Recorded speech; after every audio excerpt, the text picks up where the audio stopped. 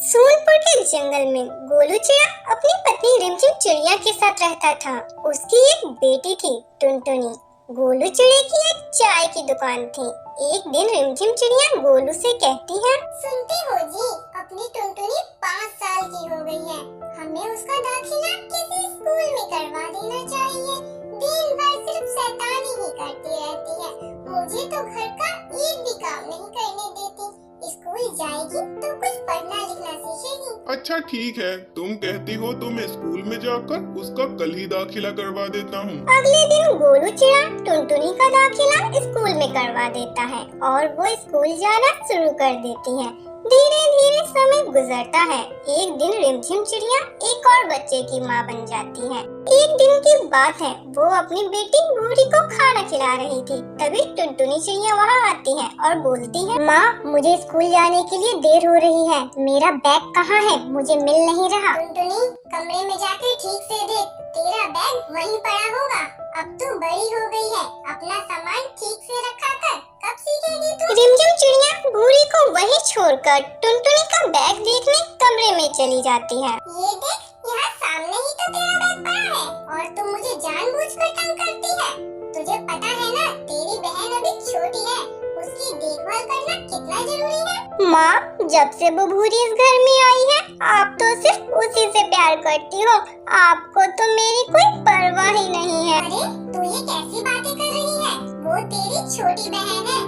चल अब जल्दी से स्कूल जा। टुनटुनी चिड़िया रास्ते में स्कूल जाते समय सोचती है, वो भूरी की बच्ची तो दिखने में भी कितनी सांवली है, फिर भी माँ उससे ही प्यार करती रहती है। एक दिन रिमझिम चिड़िया अपने पति के लिए भोजन लेकर उसकी दुकान पर जा रही थी। सुन टुनटुनी, मैं तेरे पापा को भोजन देने जा रही हूँ, तो भूरी का अच्छे से ध्यान रखना।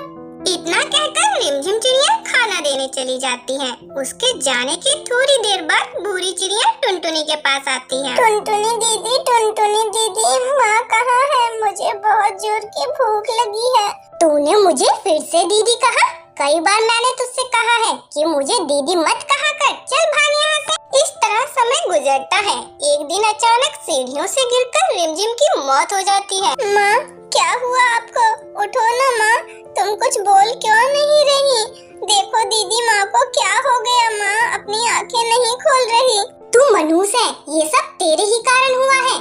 तेरे ही कारण मेरी माँ की मौत हुई है। इतना कहकर टुनटुनी चिड़िया भूरी को जोर जोर से पीटने लगती है। मर जा कलमुही, मर जा। माँ के संग तू भी मर जा। टुनटुनी, तू इस नन्ही सी जान को क्यों पीट रही है? इसमें इसकी क्या गलती है? नहीं बापू, सब इसी की गलती है। इसी के कारण मेरी माँ मुझे छोड़ के चली गई। इतना बोलकर टुनटुनी अपने कमरे में चली जाती है और सोचती है, मेरी माँ इस मनहूस की वजह से मुझे छोड़कर चली गई। अब मैं इस मनहूस को नहीं छोड़ूंगी। कल ही जाकर इसे कुएं में धक्का मारकर उसकी जान ले लूंगी। अगली सुबह टुनटुनी भूरी से बोलती है, सुन भूरी, घर में खाना बनाने के लिए पानी की एक बूंद भी नहीं है।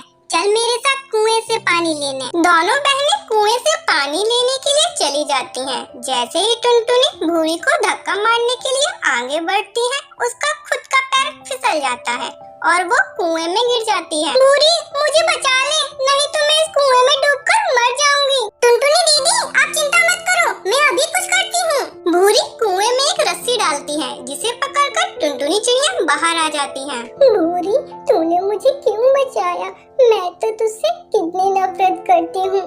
मैं तो तुझे यहाँ मारने के लिए ही लाई थी, पर मुझे मेरी करने का फल मिला और मैं स्वयं ही इस कुएं में गिर गई। दीदी, आप मुझसे कितनी भी नफरत कर लो, लेकिन मैं आपसे बिल्कुल भी नफरत नहीं करती, क्योंकि आप मेरी बड़ी बहन हो।